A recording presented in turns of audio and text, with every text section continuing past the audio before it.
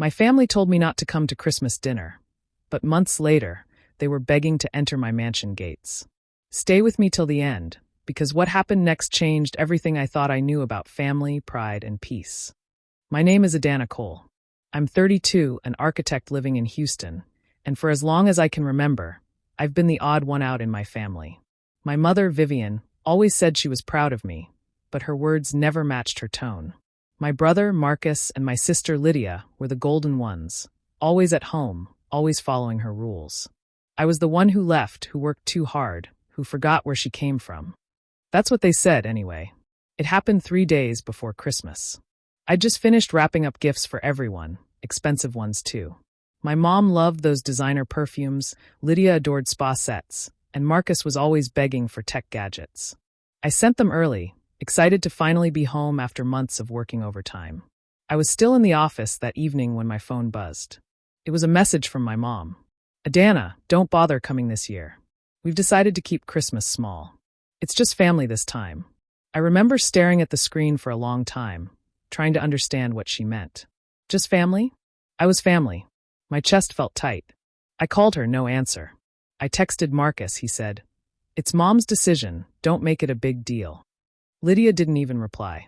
That night, I sat in my apartment surrounded by wrapped gifts and blinking fairy lights that suddenly felt too bright, too fake. I told myself maybe it was a misunderstanding, maybe they'd call back. But they didn't. I checked their group photos on social media a few days later. There they were, laughing, matching sweaters, my chair at the table empty. It hurt more than I can describe. I had spent years sending money home, paying for repairs, even covering Lydia's college fees once when she was short. I never complained, never reminded them of what I gave. I thought love worked both ways, but I was wrong. That Christmas, I learned how cold loneliness could feel. I ordered takeout that night, Chinese food, nothing festive. I watched old home videos from when we were kids. I saw my younger self sitting at the corner of the table, smiling, trying to join in while my mother praised Lydia's cooking or laughed at Marcus's jokes. I realized I had always been there, just never really seen. As midnight passed, I made myself a quiet promise. I wouldn't cry for people who didn't care if I was there or not. I would build my life my way. One day, they would remember this Christmas, and they would regret the day they decided I didn't belong. Christmas morning came, quiet and heavy. My apartment felt smaller than usual, the air colder even though the heater was on. Outside, families were taking photos, kids laughing, music playing. Inside, it was just me and the sound of my own breathing. The tree I had decorated sat in the corner, untouched, with gifts still neatly wrapped underneath. None of them would be opened. I made myself a cup of coffee, but it tasted bitter. I sat on the couch, phone in hand, scrolling through old messages from my family. Group chats filled with jokes, reminders, and plans, all of them before I was pushed out. I wanted to believe there was a reason for it, something I had done wrong. So I called Marcus again. He didn't answer. I called twice more, and when he finally picked up, his tone was dry. Adana, Mom just wanted a quiet Christmas. Don't take it personal. Quiet, I repeated, trying to keep my voice steady. So quiet that I'm not part of it? He sighed. You're always busy anyway. Just let it go. And then he hung up.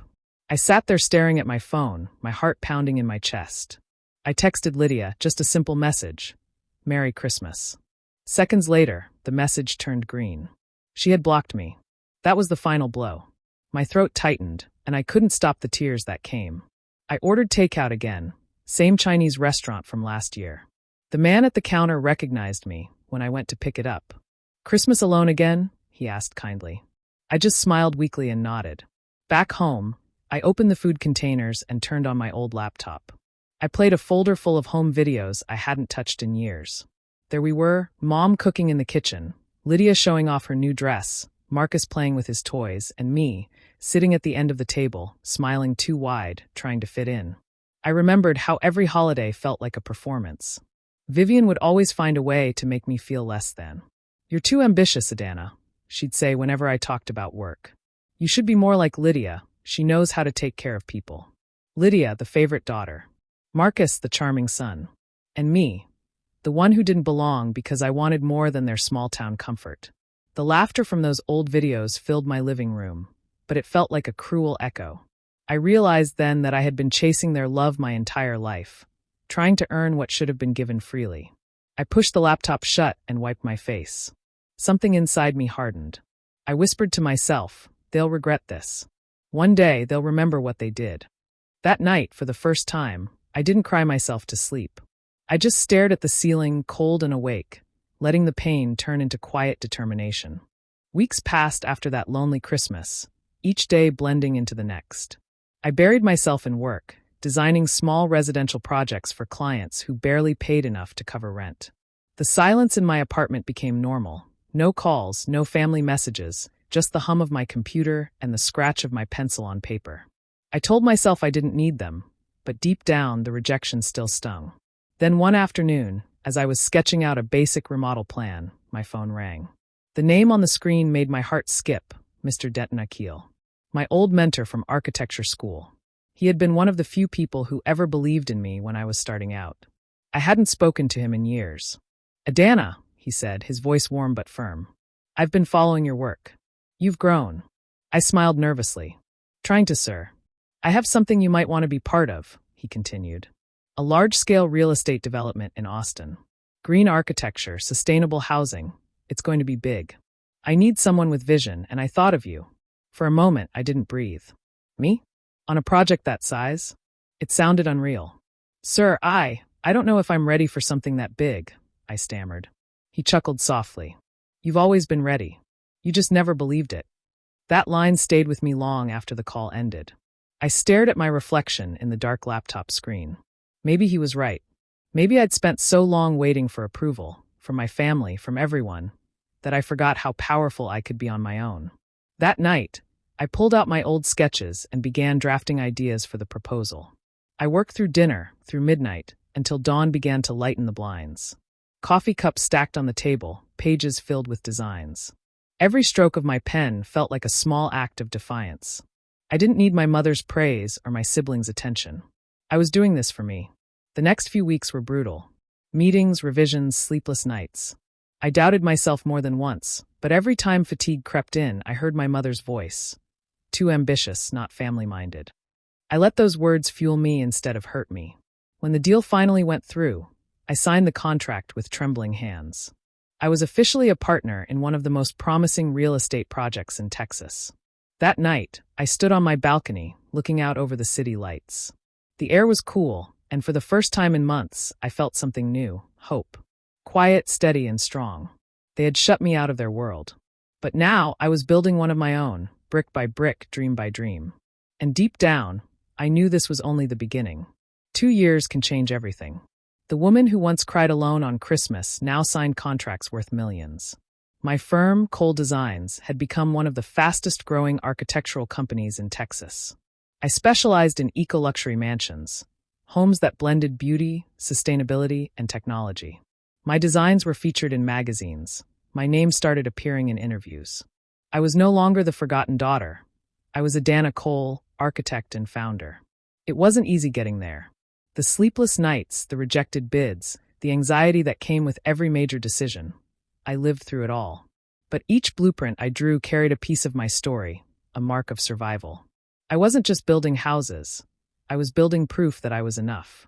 When the biggest deal of my career came through, designing a hillside estate for a Hollywood producer, I decided to finally buy something for myself. I found a property just outside Austin, acres of land, surrounded by trees and open skies. The mansion I built, there was everything I had ever dreamed of.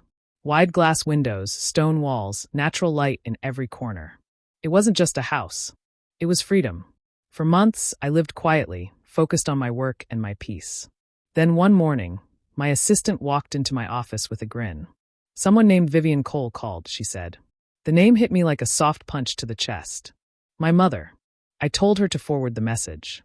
When I opened it, I saw a short text that read, "So proud of you, sweetheart. I always knew you'd do great things. Maybe we can catch up soon." My hands froze over the keyboard. Proud of me? The same woman who had told me not to come home for Christmas? The same mother who had made me feel like an outsider my entire life? I almost laughed. It was too sweet, too sudden, and I knew why. Someone must have told her how well I was doing. Maybe one of those mutual friends who gossiped about success faster than wildfire. Still, I replied, "Thank you, Mom. That means a lot." Just that. No emotion, no warmth. I played polite, careful, detached. If she thought she could slide back into my life with a few nice words, she was wrong. That night, I stood on the balcony of my mansion, a glass of wine in my hand. The lights from the city twinkled in the distance. I could almost see their faces. My mother pretending to be supportive, Lydia pretending to care, Marcus making jokes at my expense. They had left me out once. But this time I would decide who gets in. That's when the idea came to me, soft at first, then sharp as glass. I would give them what they gave me, exclusion. But mine would be wrapped in elegance, in success, in power. A poetic revenge. One they would never forget. December came around again, and with it, memories I had buried deep. It had been 3 years since that painful Christmas, and now, I owned the kind of life my family once said was too big for me to dream of. My mansion outside Austin glowed with warm lights every night. My calendar was filled with business meetings, magazine shoots, and events where my name was spoken with admiration. But none of that erased what they had done. The wound had healed, yes, but it left a scar I could still feel. One quiet evening, as I watched the sunset spill golden light across my living room, an idea came to me. This year, I would host a Christmas Eve party, not just any party, but one that people would talk about for months. A night of elegance, laughter, and luxury. A night my family couldn't resist. I called my event planner the next morning. I want something unforgettable, I told her. Live music, crystal chandeliers, a 5-course dinner, everything top tier. Money is no object. She smiled and said, "Got it. It'll be the party of the year." Over the next few weeks, my mansion transformed into a winter paradise. The trees along the driveway shimmered with white lights. The ballroom smelled of pine and vanilla candles. Musicians rehearsed soft jazz in the background, while chefs tested holiday dishes in the kitchen. Everywhere I looked, there was beauty, a reflection of everything I had built without them. Then came the most important part, the invitations. Thick, gold foil cards sealed in deep red envelopes. Each one printed with, "You are cordially invited to the Cole Mansion Christmas Eve celebration." I sent one to my parents, one to Marcus, and one to Lydia. I made sure their names were written in the same elegant script I used for my most important clients. It was my way of saying, "You're welcome to see what you threw away." 2 days later, the replies began. Lydia texted first, full of fake excitement. "Wow, sis. This is amazing. Can't wait to see you." Marcus followed with a quick, "Guess we're family again, huh?" And then my mother called, her voice sugar-sweet, pretending the years of silence never happened. "Oh, Adana, this sounds wonderful, darling. You've done so well for yourself. Of course we'll be there." I smiled through the call, answering warmly, "I'm glad to hear that, Mom. It wouldn't be Christmas without family." My tone was calm, steady, even kind. But inside, I felt something cold and powerful, a quiet satisfaction that they had no idea what awaited them. As the party day approached, I could feel the tension building in me. I wasn't nervous. I was ready. This wasn't just a celebration. It was a stage, and I was about to show them, without shouting or tears, what their rejection had created. They had left me out once. Now, I was inviting them in, so they could finally see just how far I had risen without them. Christmas Eve arrived, and my mansion looked like something out of a dream. Every corner sparkled under soft golden light. The trees in the garden shimmered with fairy lights that wrapped around the tall oaks, and the sound of live jazz drifted through the air. Luxury cars pulled into the driveway one after another, Mercedes, Bentleys, Teslas, belonging to my business partners, clients, and friends from across the country. Everyone was dressed in elegance and laughter filled the space. But beneath the glitter, my heart beat slower, heavier. Tonight wasn't just a celebration. It was the night I would finally face them. When the black SUV stopped at the gate, I knew it was them. My security staff opened the gate slowly, and I watched as my family's car rolled in. My mother, Vivian, stepped out first, her face frozen between awe and forced calm. Marcus followed, adjusting his suit jacket, while Lydia clutched her designer purse, eyes darting from the towering mansion to the glowing fountains in the front yard. I met them at the entrance, my expression soft but distant. "Welcome," I said, my voice calm, steady. Vivian's lips trembled into a smile. "Adana, my goodness, this is beautiful." "Thank you," I replied lightly. "Please come in." The grand hallway was filled with guests, champagne, and laughter. As I guided them through, I could feel their eyes tracing every detail. The marble floors, the massive chandelier, the paintings on the wall. Lydia leaned close to whisper, "You've really done well for yourself, sis. I didn't think architecture paid this much." Her tone was sweet, but her smile didn't reach her eyes. Marcus chuckled behind her. "Guess you finally found a way to make all that hard work worth something. Don't forget where you came from, though." I turned to him and smiled politely. "Oh, I could never forget," I said. "Every choice I made reminded me of it." Vivian placed her hand on my arm, squeezing lightly. "You always had a big imagination, Adana. I just wish you'd told us about all of this sooner. We would have been so proud. Would you?" I asked softly. She blinked, not answering. I smiled again, breaking the silence. "Come on, let's get you something to drink." As the night continued, the party grew more alive. Guests mingled in the garden, laughter spilled into the halls, and the musicians filled the air with festive warmth. But between my family and me, the tension never left. Every glance carried history, every word felt loaded. They tried to blend in, pretending nothing had ever happened, but I could see the unease behind their eyes. I floated through the evening with practiced grace, introducing them to people who now respected me. People who spoke to me as an equal, a success, not a disappointment. My mother smiled through it all, but her grip on her glass tightened every time someone called me inspiring. For once they were standing in my world, and they knew it. The music softened as dinner was announced. Guests began to take their seats at the long dining table draped in white linen, gold cutlery glinting under the warm chandelier light. The scent of roasted duck and truffle butter filled the air. I had spent months planning this part of the night. Every detail, every seat, every word I might have to say. My family sat together near the center, right across from me. Vivian in her emerald dress, Lydia with her perfect hair, Marcus pretending to belong among people he used to mock. As the waiters began to serve, I noticed my mother raising her glass. "Everyone," she said in a cheerful tone that didn't match her tight smile. "Before we start, I'd like to say a few words." The chatter quieted. I leaned back in my chair, curious. Vivian continued. "It's such a blessing to see family together again, to celebrate how far we've all come. I'm so proud of my daughter for—" "Mom," I interrupted gently, my voice calm but steady. "If you don't mind, I'd like to make a toast first." Her lips froze halfway through a smile. "Of course," she said, lowering her glass. I stood up, holding mine. "I just want to thank everyone who's here tonight. You're the people who believed in me when others didn't. You're the ones who reminded me that family isn't just about blood. It's about love, respect, and presence." The room went quiet. The clinking of cutlery stopped. Everyone could feel the weight behind my words. My eyes drifted briefly to my mother. Her expression hardened. "Adana," she said with a sharp laugh, "must you always make everything about how the world wronged you? You've done well, but you always thought you were better than everyone else." I didn't raise my voice. I didn't even flinch. I just looked at her and said, "No, Mom. You just never believed I was enough." The silence that followed was like glass breaking in slow motion. I could see the shift in the guests' faces, confusion, discomfort, realization. Vivian opened her mouth, then closed it again, unable to find words. Lydia looked down at her plate. Marcus muttered something under his breath and stood up, his chair scraping the floor. "Let's go," he whispered to Lydia. "This is embarrassing." She nodded quickly, grabbing her purse. As they left the table, my mother remained seated, her eyes fixed on me. "You're cruel," she whispered, voice trembling. I set my glass down gently. "No, Mom. I'm honest.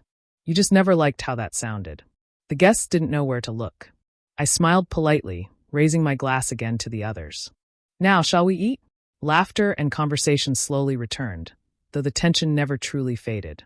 My mother sat still for a long time, staring at her untouched plate. The mask she'd worn for years, pride, control, denial, had finally cracked. And I didn't need to say another word. The party ended late that night, but the silence that followed was heavier than the music ever was. As the last guests said their goodbyes and the lights dimmed, I stood by the grand window, watching the reflection of my mother's empty chair at the dinner table. Her wine glass still half full, her plate untouched. My siblings had left in shame, and she had sat there for nearly an hour, saying nothing, before quietly walking out. The air inside my mansion felt cold despite the warmth of the lights. I knew this peace wouldn't last. People like my mother didn't accept humiliation quietly. So before going to bed, I called my head of security, a calm, professional man named Charles. "From now on," I said, my tone steady, "no member of the Cole family is to enter this property. No exceptions. If they show up, you turn them away. Charles hesitated for a moment, sensing the pain behind my calmness. Understood, ma'am, he said softly. When I finally went to bed, sleep wouldn't come. My mind replayed the dinner over and over. Her voice, her anger, the moment she called me cruel. I hadn't wanted to hurt her. I just wanted her to see me. But maybe she never would. The next morning, I woke to the sound of my phone buzzing nonstop. Missed calls. Unknown numbers. And then one message from my security team. They're here. I stepped out onto my balcony. The morning sun was bright, reflecting off the gate at the end of the driveway. There they were, my mother, my father standing behind her, both dressed as if they were attending church, trying to look dignified. Vivian's voice echoed up the hill. Adana, we need to talk. Open this gate right now.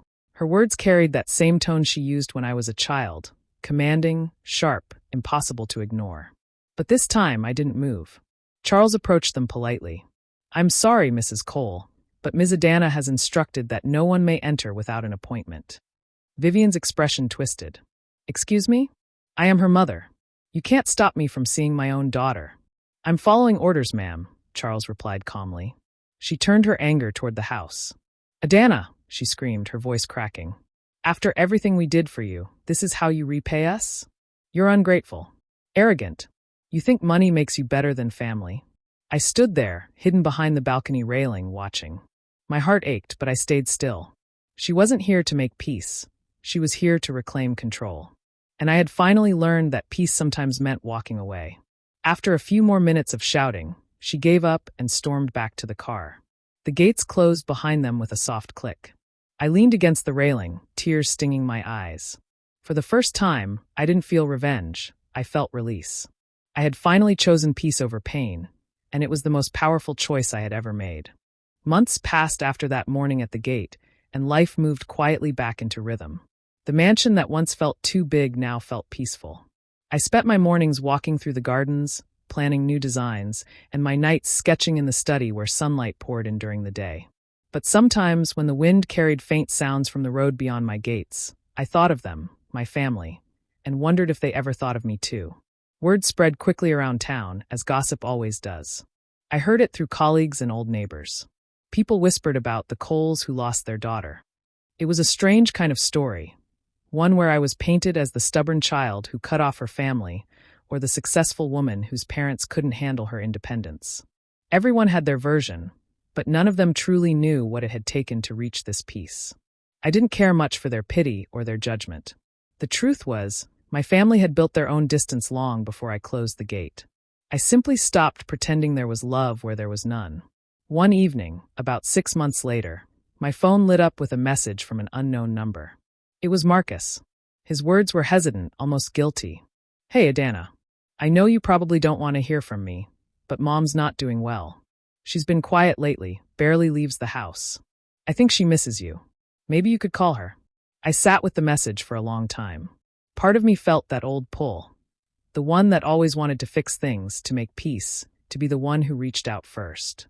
But another part of me, the stronger one, knew that going back would only reopen wounds that never truly healed. I typed a reply carefully. I'm sorry to hear that, Marcus. I hope she finds peace. I really do. But I can't go back to that life. Please take care of her. He didn't reply. And that silence, for once, didn't hurt. Instead, I poured my time into something meaningful. I started a foundation, the Cole Vision Fund, to provide scholarships for young architects from underprivileged backgrounds. I wanted to give them what I had once fought for: opportunity, belief, and freedom.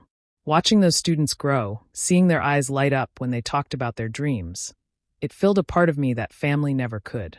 Sometimes I'd pass by old photographs or old memories, but they no longer burned. They just existed, reminders of where I came from and why I had to let go. The ghosts outside the gate would always be there. My mother's pride, my siblings' silence, the love that never was. But I had learned to live beyond them. My home was no longer haunted. It was finally mine, filled with purpose, peace, and the family I chose.